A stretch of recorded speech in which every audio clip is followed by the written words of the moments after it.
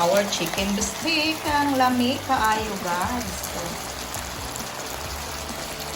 gawin nyo to sa chicken nyo. Sobrang sarap. Sauce pa lang, sabaw pa lang, ulam na, oh. Yummy.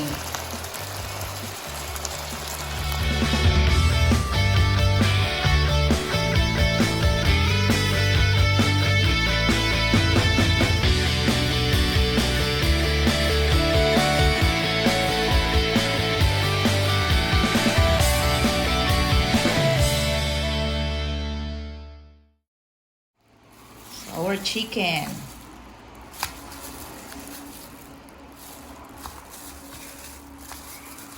So, half kilo of chicken. So, our soy sauce. Okay, so, 4 tablespoons of soy sauce. Lemon juice. 2 tablespoons of lemon juice. So, lagyan natin ang ating seasoning. Garlic powder. Lagyan natin ang ating black pepper. Okay, so, mix. So, ihalo natin aron ma-distribute para ma-distribute ang ating mga spices sa ating chicken.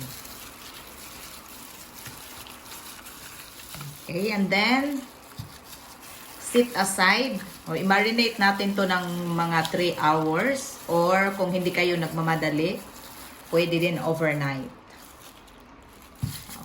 Okay.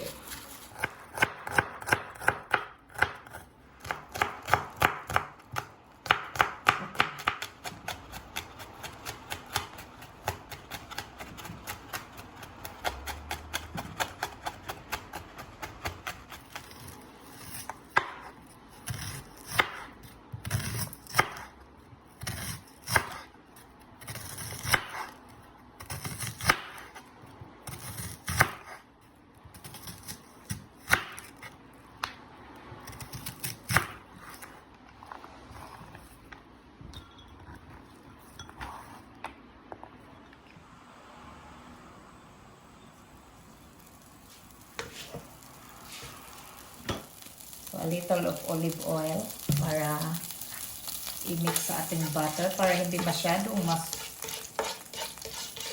sunog. So, iluto natin ang ating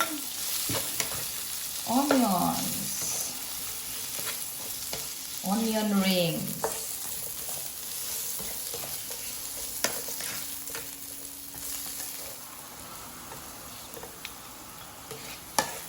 So, hanguin na natin ang ating onion rings. So, okay na to. So, in the same pan, mag-add tayo ng ating butter. So, olive oil, konti. So, ilagay natin ang ating chicken, ating marinated chicken.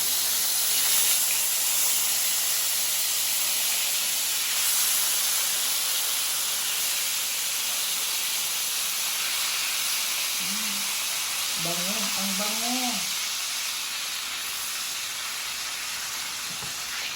So, isote natin to, guys.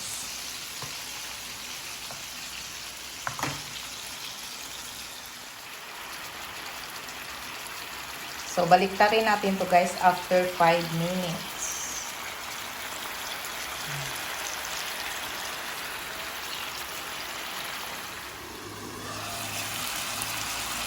So, i-flip natin, guys. Flip.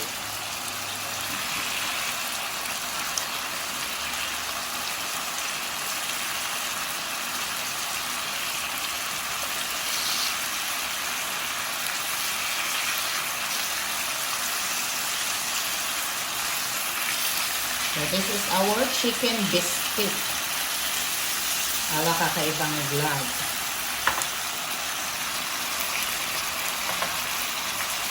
So, another 5 minutes. So, ilagay na natin ang ating natirang marinade.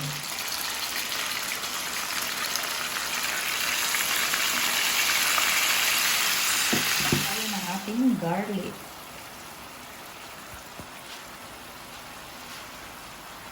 So this is my style of cooking chicken bistek.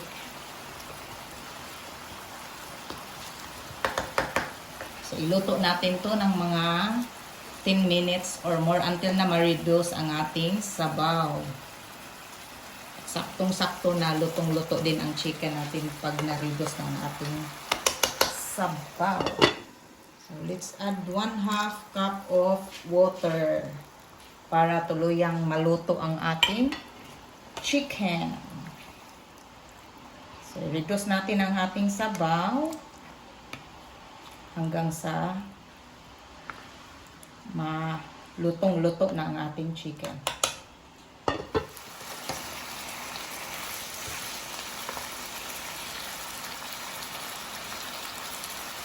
So, nag-reduce na ng ating sabaw.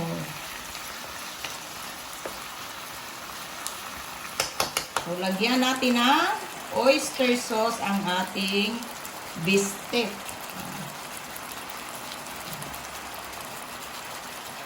Okay, so 2 tablespoons of oyster sauce. And then, ilagay na natin ang ating onions.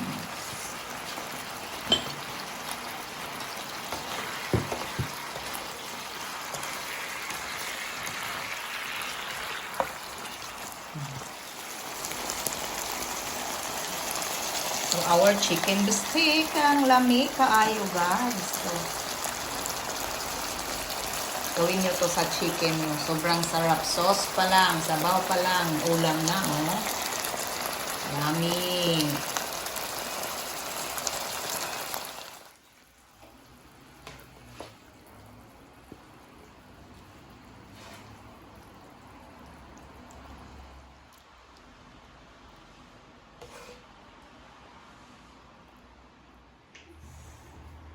So, try this recipe, guys. Our chicken bistek, ang sarap. So, sarap to, guys. Sobra, try nyo to. I'm sure magugustuhan nyo to. Maka-only rice.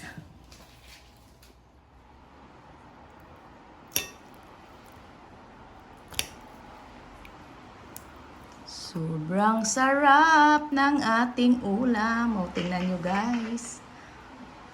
Yummy. So, we're done. And thank you for watching. I hope na-enjoy nyo yung ating recipe for today. So, bye-bye. See you on my next video. Don't forget to subscribe. Bye!